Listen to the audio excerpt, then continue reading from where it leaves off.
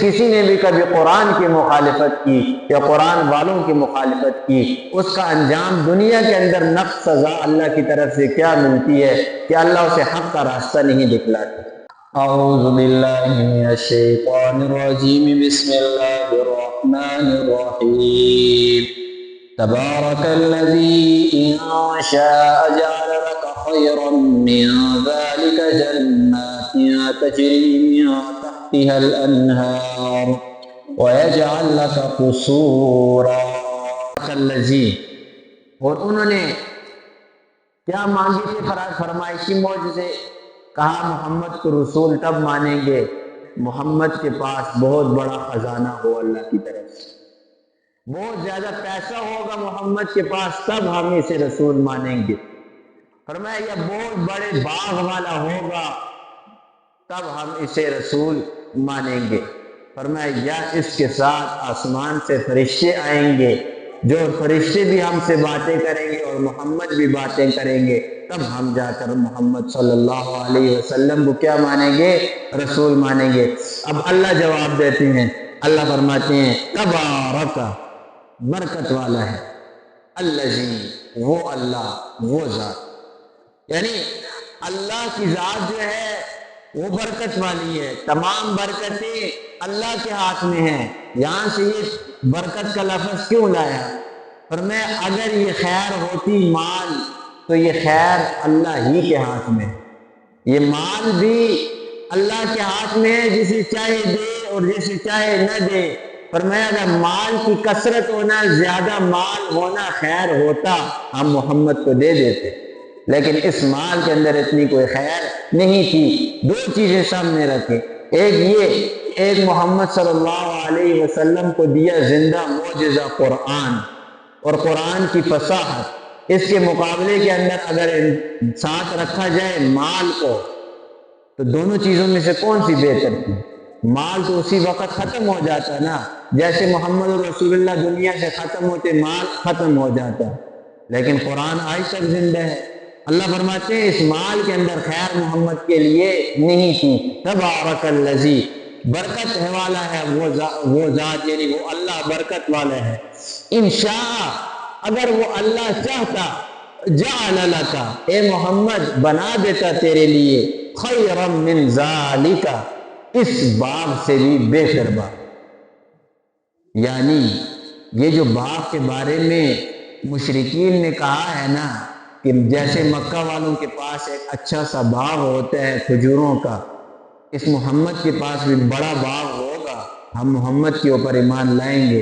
اللہ فرماتے ہیں یہ تو ادنا سے دنیا کے باغ کے بارے میں بات کر رہے ہیں نا، ہم تو اگر چاہیں تو وہ جنتی باغ بھی دنیا کے اندر محمد کے لیے لے کر آ جائیں، ہمارے لیے کون سا مشکل ہے، لیکن اللہ کی منشا اور اللہ کی مراد یہ نہیں۔ فرمایا وہ کیسا باغ ہوگا؟ جنات، ایسا باغ، تجری من تحتها الانہار، کہ اس کے نیچے سے نہر بہ رہی ہوں، یعنی جنتی باغ کو ہم دنیا کے اندر لے آئیں، ہمارے لیے تو کوئی مشکل نہیں۔ فرمایا وَيَجْعَلْ لَكَ قُصُورًا، اور اے محمد تیرے لیے ہم ایک بہت بڑا محل بنا دیں۔ دنیا کے اندر یہی چیزیں ہوتی ہیں نا، آمدنی ہو، مال کثرت کے ساتھ ہو، اور جو رہائش کی جگہ ہے وہ انسان کی عمدہ بنی ہوئی، بس انسان یہی چیز چاہتا ہے، میرے پاس پیسہ وافر مقدار میں ہو اور میری بیٹھنے کی اور رہنے کی جگہ کیا ہو؟ عمدہ ہو۔ اللہ فرماتے ہیں اگر اللہ کی منشا یہ ہوتی کہ محمد کو مال سے نوازنا ہے، مال کثرت سے دینا ہے، فرمایا تو باغ بھی ہم آپ کے لیے اعلیٰ لاتے، ایسا باغ آپ کے لیے لاتے کہ پورے عرب میں کسی کے پاس نہ ہوتا، اور اگر مکان کی بات آتی تو آپ کے لیے ایسا محل بناتے کہ لوگ دیکھ کر حیران ہو جاتے۔ بخاری شریف کی روایت سنا رہا ہوں، امی عائشہ صدیقہ رضی اللہ تعالیٰ عنہ راوی ہیں، وہ فرماتی ہیں کہ ہمارے گھر کی حالت یہ ہوتی تھی کہ رات کو رسول صلی اللہ علیہ وسلم تہجد کی نماز کے لیے جاگا کرتے تھے، نماز جب پڑھتے سامنے میں لیٹی ہوئی ہوتی تھی۔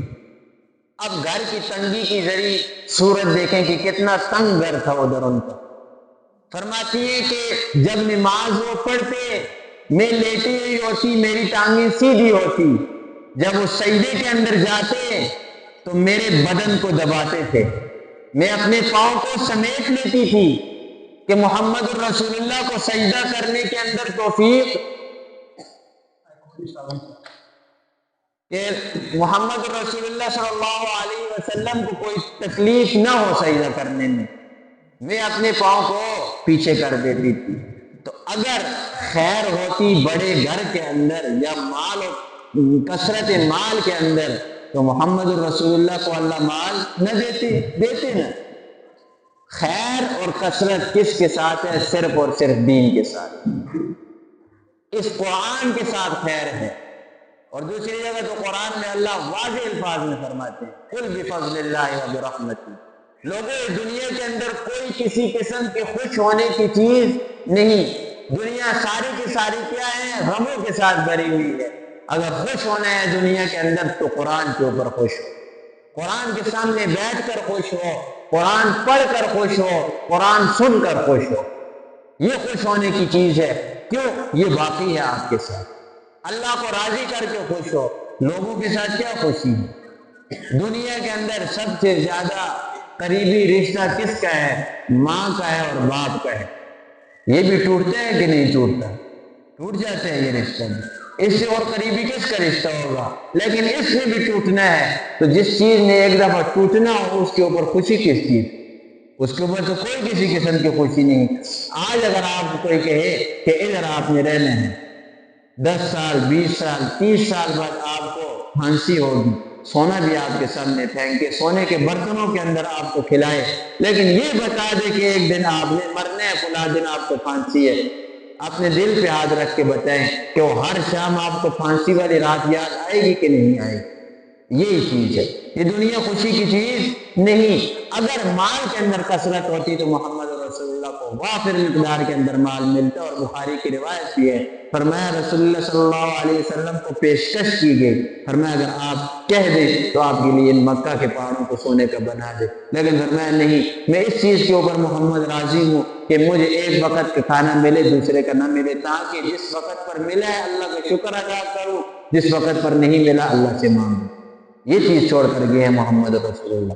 تو فرمایا وَيَجْعَلْ لَكَ قُصُورًا، اے محمد صلی اللہ علیہ وسلم اگر ہمیں منظور ہوتا، ہم چاہتے تو آپ کے لیے ایک بہت بڑا محل بنا دیتے، لیکن نہیں بنایا۔ کیوں؟ آپ کے لیے خیر اسی کے اندر۔ بَلْ كَذَّبُوا بِالسَّاعَةِ، اب یہ کافر تو آپ کے اوپر اعتراض کرتے، ان کی اپنی حالت دیکھو، بَلْ كَذَّبُوا بِالسَّاعَةِ، یہ لوگ قیامت کے کیا ہیں؟ جھٹلانے والے ہیں، قیامت والے دن کو جھٹلانے والے ہیں، قیامت کے دن پر یقین نہیں رکھتے۔ عاص بن وائل مشہور روایت ہے، آیا محمد رسول اللہ صلی اللہ علیہ وسلم کے پاس، پکا صحیح ٹھکا کافر تھا، سردار تھا قریش مکہ کا، آیا اور آ کر کہنے لگا اے محمد، تو لوگوں کو کہتے ہیں کہ قیامت کے بعد دوبارہ اٹھائے جائیں گے، دوبارہ مرنے کے بعد اٹھیں گے، حساب و کتاب ہوگا، ہر ایک کو اس کا بدلہ ملے گا۔ کیسے ملے گا؟ یہ دیکھ میں ایک کھوپڑی لایا ہوں، کھوپڑی کو ہاتھ پر رکھا، اسے مسلا اور پھر اسے خون کے ساتھ اڑا دیا، کہا کہ یہ ریزے جو ہیں ہڈیوں کے، یہ کیسے قیامت والے دن دوبارہ اٹھائے جائیں گے؟ تو فوراً محمد رسول اللہ صلی اللہ علیہ وسلم نے فرمایا هو الذی انشأکم اول مرہ، اے بدبخت، اس ہڈی کو وہی دوبارہ زندہ کرے گا کہ جس نے اس ہڈی کو پہلی مرتبہ پیدا کیا۔ پہلی مرتبہ پیدا کرنا زیادہ مشکل ہے یا دوسری مرتبہ؟ پہلی مرتبہ ایک نمونہ سامنے آ گیا، پہلی مرتبہ بغیر نمونے کے بنا دی ایک چیز، اب دوبارہ اس کا نمونہ بھی سامنے، اس کا بنانا کون سا مشکل ہے؟ ہمیں اللہ کے لیے تو کوئی مشکل نہیں۔ تو یہ کافر کیا تھے؟ قیامت کے منکر تھے، قیامت پر ایمان نہیں لاتے تھے۔ اللہ فرماتے ہیں وَأَعْتَدْنَا، ہم نے تیار کر رکھا ہے، لمن، اس شخص کے لیے، کذب بالساعۃ، جو قیامت کو جھٹلانے والا ہے، قیامت کا منکر ہے، سعیرا، کیا؟ دہکتا ہوا ٹھکانہ، یعنی جہنم، جہنم شعلے مارتا ہوا ٹھکانہ ہم نے اس کے لیے کیا کیا ہے؟ تیار کر کے رکھا ہے۔ قیامت کے اوپر ایمان لانا نہایت ہی ضروری ہے۔ اور قیامت کے اوپر ایمان لانا کیا ہے کہ ہم مریں گے، مرنے کے بعد ہمارا حساب و کتاب ہوگا، حشر نشر ہوگا، میزان قائم ہوگا، عدل و انصاف ہوگا، اللہ کی عدالت لگے گی۔ ان تمام کی تمام چیزوں پر ایمان لانا کیا ہے؟ فرض ہے اور ضروری ہے۔ کوئی ان میں سے ایک چیز کا انکار کرے گا، دائرہ اسلام سے کیا ہو جائے گا؟ خارج ہو جائے گا۔ اللہ فرماتے ہیں جو کوئی منکر ہے قیامت کا، ہم نے اس کے لیے آگ کو تیار کر کے رکھا ہوا ہے۔ اب آگے دیکھیں کہ وہ آگ کیسی ہے اور جہنم کیسی ہے۔ جہنم کا یہاں پر کیا ہوگا؟ تعارف ہوگا۔ فرمایا اذا رأتہم، جب جہنم انہیں دیکھے گی۔ یہاں سے ایک چیز اور سمجھ میں آتی ہے، اللہ نے جہنم کو بھی کیا دی ہے؟ رؤیت دی ہے۔ جہنم دیکھے گی انہیں اور پہچانے گی انہیں۔ اور یہاں تک روایات کے اندر آتا ہے کہ جہنم روزانہ آواز دیتی ہے، صدا لگاتی ہے، آواز لگاتی ہے کہ میرے پاس آنے والا شخص کیا ہے؟ بہت ہی بڑا بدبخت ہے۔ اور روایات کے اندر کئی قسم کے الفاظ آتے ہیں۔ سمجھ یہاں سے یہ آتی ہے کہ رؤیت، دیکھنا اللہ نے جہنم کو بھی دیا ہوا ہے، دیکھنے کی صلاحیت جہنم کے اندر بھی ہے۔ فرمایا اذا رأتہم، جب جہنم دیکھے گی ان لوگوں کو، کن لوگوں کو؟ کافروں کو، نافرمانوں کو، من مکان بعید، ایک دور جگہ سے۔ جہنم بہت دور ہے، لوگ ادھر کھڑے ہیں، ادھر سے جہنم کو دیکھ رہے ہیں۔ فرمایا کہ اس صورت میں کیا ہوگا؟ فرمایا سمعوا لہا، یہ لوگ جو دور کھڑے ہوئے ہیں یہ سنیں گے جہنم کی تغیظا وزفیرا، آوازیں اور شعلوں کی بڑبڑاہٹ، یعنی اتنے دور کھڑے ہوں گے کہ دور سے نظر آ رہی ہے جہنم۔ آپ نے دیکھا ہے کہ جب آگ جلتی ہے زور سے تو اس کے اندر ایک آواز ہوتی ہے اس کے شعلوں کی۔ فرمایا کہ بہت دور، بعید کہا جاتا ہے بہت دور جگہ کو۔ مثال کے طور پر آپ ادھر کھڑے ہیں، وہ نیچے مین روڈ سے بھی نیچے کوئی کھڑا ہوا ہو، اس جگہ کو بھی دور نہیں کہا جاتا۔ کیوں؟ ادھر سے چل کر آپ یکدم پہنچ جاتے ہیں۔ آپ ایک علاقے سے دوسرے علاقے کو دور تو کہہ سکتے ہیں، لیکن یہ پاس جگہ کو آپ دور نہیں کہہ سکتے۔ دور ادھر ہی ہے جہاں پر انسان کی رسائی مشکل ہے۔ پر میں یہ دور کھڑے ہوں گے، صرف نظروں کے اندر جہنم انہیں آئے گی، نظر سے جہنم کو دیکھیں گے تو دور سے ان کو جہنم کے شعلوں کی آواز آئے گی، وہ دیکھتے ہوئے شعلے ہوں گے۔ اور فرمایا وزفیرا، اور اونچی آوازیں ہوں گی۔ زفیر کہا جاتا ہے گدے کی آواز۔ جب گدا پہلی مرتبہ اپنی آواز نکالتے ہیں نا، جو بری قسم کی آواز ہوتی ہے، تو اس آواز کو کیا کہا جاتا ہے؟ زفیر۔ فرمایا یہ جیسے گدا رینگتا ہے، آواز نکالتا ہے، ایسے ہی اس جہنم کی آواز ہوگی۔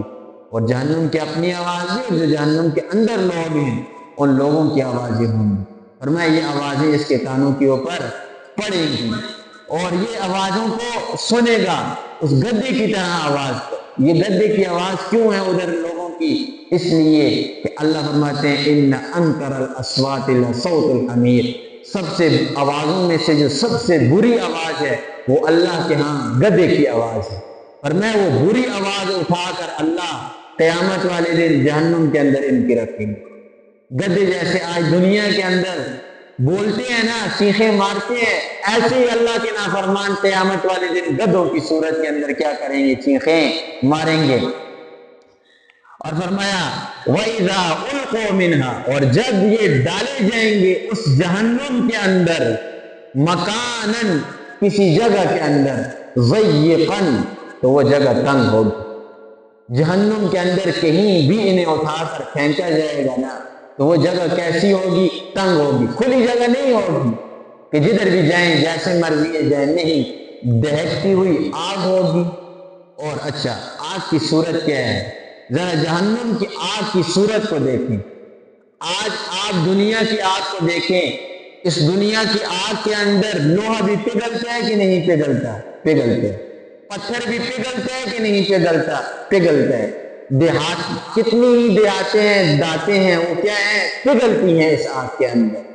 اور جہنم کی آگ کو دیکھیں جس کے بارے میں رسول اکرم صلی اللہ علیہ وسلم نے کیا فرمایا، 70 گنا، 70 گنا، ادھر ایک آگ جل رہی، ادھر 70 آگیں جل رہی ہیں، اس کے مقابلے میں وہ ایک آگ کا شعلہ ہو، ادھر 70 ادھر ایک شعلہ، وہ برابر ہے۔ اور میں ایسی آگ ہوگی وہ، اچھا وہ آگ ایسی بھی نہیں کہ بس ادھر سے تھوڑا سا جلایا پھر نکالا پھر نہ، اور میں اتنی زیادہ اس کی گہرائی ہے کہ رسول صلی اللہ علیہ وسلم نے فرمایا کہ ایک شخص ہے وہ 1 روپیہ کسی کا کھاتا ہے، 1 درہم کسی کا کھاتا ہے ناحق طور پر۔ جہنم کی گہرائی کے بارے میں آپ کو روایت سنا رہا ہوں، فرمایا 1 روپیہ کسی نے کسی کا ناحق طور پر کھینچا، ضبط کیا، کھایا، اب قیامت والے دن وہ اس روپے کو کیسے لائے گا؟ اور میں اوپر سے اسے چھوڑا جائے گا، اوپر ایک کنویں کے اندر لا کر کھڑا کیا جائے گا، اوپر سے اسے دھکا دیا جائے گا، 1500 سال کی مسافت کے اوپر وہ نیچے جاتا رہے گا۔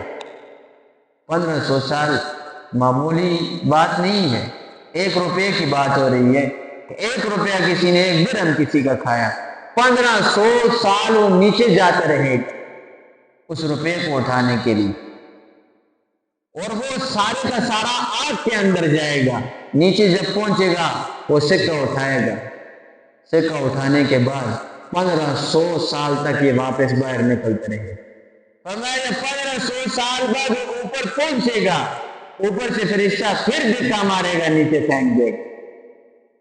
ادھر تو پوری کی پوری چیزیں اٹھا کر ضبط کر دی جاتی ہیں، لوگوں کی زمینیں ہڑپ کر لی جاتی ہیں، ساری کی ساری چیزیں کھا لی جاتی ہیں، پیسے تو بہت دور کی بات ہے نا، ادھر تو لوگ جانیں ایک دوسرے کی کھا جاتے ہیں، جانیں لے لیتے ہیں، زمینیں دبا دیتے ہیں، لوگوں کے حق مار جاتے ہیں۔ رسول اللہ صلی اللہ علیہ وسلم نے فرمایا کسی نے ایک بالش کہا جاتے ہیں انگوٹھے سے لے کر انگلی کے درمیان والی جگہ کو، ایک بالش کسی نے کسی کی زمین ناحق طور پر دبائی، فرمایا قیامت والے دن 70 زمینوں کے نیچے دبایا جائے۔ ایک بالش دبائی ہے نا، اب ایک بالش کی جگہ پر 70 بالشیں کریں، اس کے نیچے 70 تہوں کے اندر وہ دبایا جائے گا، اس کے اوپر 70 زمینیں دبائی جائیں گی۔ اب خود سوچیں کہ کیا صورتحال ہے۔ تو زمین کی جہنم کی گہرائی کے بارے میں، اس کی گہرائی کتنی زیادہ ہے۔ فرمایا دعو ہنالک، یہ کافر ہے، یہ نافرمان ہے، یہ کیا کریں گے؟ دعو ہنالک، یہ لوگ دعائیں کریں گے، پکاریں گے، چیخیں گے، ہنالک اس جہنم کے اندر، صبورا ہلاکت کو، یہ کہیں گے اے اللہ تو ہمیں ہلاک کر دے، اے اللہ تو ہمیں موت دے دے، اے اللہ ہمیں ادھر سے نکال دے، یہ چیخیں ہوں گے قیامت والے دن جہنم کے اندر، یہی چیخیں لگائی جائیں گی۔ اور دوسری جگہ پر وَنَادَوْا يَا مَالِكُ لِيَقْضِ عَلَيْنَا رَبُّكَ، وہ جہنم کا دروغہ ہے، اسے اللہ نے باہر کھڑا کیا ہوا ہے، اسے یہ آوازیں لگائیں گے، روئیں گے اس کے سامنے، اے مالک جانا پروردگار کے سامنے، جا کر تو فریاد کرنا، اللہ سے معافی مانگنا کہ اے اللہ تو انہیں جہنم سے باہر نکال دے، لیکن وہ معافین کے لیے نہیں مانگے۔ کیوں؟ اللہ ادھر کسی کی بات کو، کسی کی سفارش کو قبول نہیں کریں گے، اسی شخص کی سفارش کو قبول کیا جائے گا جسے اللہ اجازت دیں گے، اور جس شخص کے بارے میں اجازت دیں گے اسی شخص کی سفارش قبول کی جائے گی، ہر ایک کے یہ سفارش قبول نہیں کی جائے گی۔ فرمایا ادھر یہ لوگ موت مانگیں گے، قیامت والے دن یہ لوگ موت مانگیں گے، لیکن اللہ موت دیں گے نہیں۔ کیوں؟ موت ہوئی تو عذاب تو ختم نہیں، فرمایا ادھر موت نہیں آئے گی۔ جنتیوں کے سامنے اور جہنمیوں کے سامنے اللہ مینڈے کو لائیں گے، موت کو مینڈے کی شکل میں لایا جائے گا، اللہ اس مینڈے کو ذبح کریں گے اور فرمائیں گے یہ موت تھی، اس کو بھی آج میں نے موت دے دی۔ اس کے بعد کسی نہ اہل جنت کے اوپر نہ اہل جہنم کے اوپر موت آئے، موت ختم، پھر عذاب ہی عذاب۔ فرمایا فذوقوا فلن نزیدکم الا عذابا، اس جہنم کے اندر اور قیامت کے اندر جو جنتی ہیں ان کی نعمتوں کے اندر دن بدن اضافہ ہوگا، کوئی کسی قسم کا غم نہیں آئے گا، کوئی پریشانی نہیں آئے گی، صرف اور صرف کیا ہوگی؟ خوشیاں ہی خوشیاں ہوں گی، برخلاف جہنمی کوئی کسی قسم کا سکھ ان کے اوپر نہیں آئے گا۔ یاد رکھیں، جہنمی جہنم کے اندر گیا، اس کے اوپر کوئی کسی قسم کا سکھ نہیں، ہر دن عذاب کے اندر اضافہ، اور کہا جائے گا فَذُوقُوا فَلَن نَّزِيدَكُمْ إِلَّا عَذَابًا، اور چکھو عذاب کو، اے بدبختو دنیا کے اندر اللہ کی بات کو نہیں مانا، آج چکھو عذاب ہی عذاب ہے تمہارے لیے۔ ہاں، اور پھر ان کو مذاق کے طور پر ان کا ٹھٹھا بنا کر ان سے کہا جائے گا فَلَن نَّزِيدَكُمْ إِلَّا عَذَابًا، آج کے بعد تمہارے لیے کسی چیز کو زیادہ نہیں کیا جائے گا سوائے عذاب کے، اس کے بعد تمہیں عذاب ہی عذاب ملتا رہے گا، اس عذاب کو چکھو۔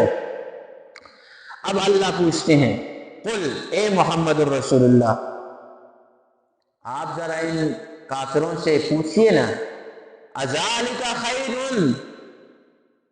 کیا یہ جہنم تمہارے لیے بہتر ہے؟ اس جہنم کی جو بات آپ کے سامنے آئی ہے، کیا یہ جہنم آپ کے لیے بہتر ہے؟ ام جنہ، یہ جنت آپ کے لیے بہتر ہے؟ فیصلہ تمہارے ہاتھ کے اندر ہے کہ جنت کو قبول کرتے ہو یا جہنم کو قبول کرتے ہو۔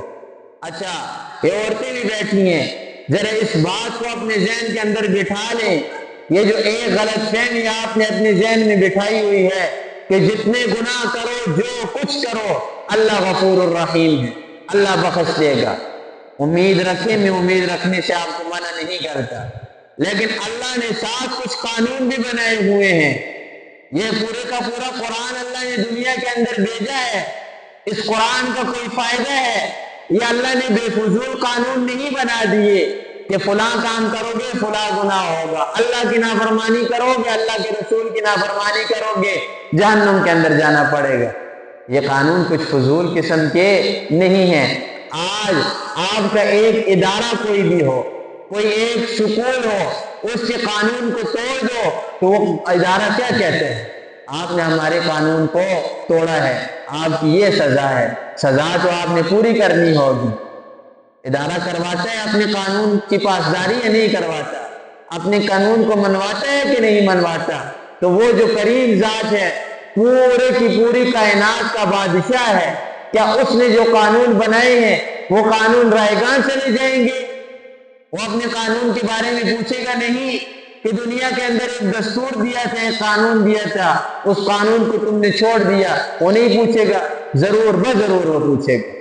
اللہ غفور الرحیم ہے، مان لیا، لیکن اللہ کے ساتھ دوسری صفت بھی ہے، وَهُوَ الْوَاحِدُ الْقَهَّارُ، وہ پوچھنے والا بھی ہے، وہ سخت پکڑ کرنے والا بھی ہے، اسے غصہ بھی آتا ہے، وہ لوگوں کو پکڑتا بھی ہے، اور صرف یہ جنت اور جہنم یہ ڈیزائننگ کے لیے نہیں بنائی گئی، اس کے اندر لوگ بھی جائیں گے، جنت بھی لوگ اپنی جنتیوں کا انتظار کر رہی ہے، اور جہنم کو بھی اللہ نے بھرنا ہے۔ جہنم ویسے ہی نہیں بنائے گی، لوگوں سے یہ بھری بھی جائے گی۔ جیسے جنت کے اندر جانے کی امید ہے نا، ایسے ہی جہنم کے اندر جانے کا بھی کیا ہے؟ چانس ہے، لہذا کتنا ہو سکتا ہے اللہ کی طرف آ جائیں، اسی کے اندر بہتری ہے۔ دنیا کو مقصد بنا کر پیٹ کو مقصد بنا لیں، یہ ٹھیک بات نہیں ہے۔ حالانکہ اب آخری زمانہ ہے، یہ وہ زمانہ ہے جس کے بارے میں رسول اللہ صلی اللہ علیہ وسلم نے فرمایا کہ لوگوں کا مقصد جو ہوگا نا، سب سے بڑا مقصد، فرمایا لوگوں کے اوپر ایک زمانہ ایسا آ جائے گا کہ لوگوں کا سب سے بڑا جو مقصد ہوگا وہ لوگوں کا پیٹ ہوگا۔ فرمایا اس پیٹ کے لیے کیا کریں گے؟ ہر کام کریں گے۔ کیوں؟ مقصد جو انسان کا ہوتا ہے، اس مقصد کو حاصل کرنے کے لیے انسان ہر قسم کا راستہ اختیار کرتا ہے۔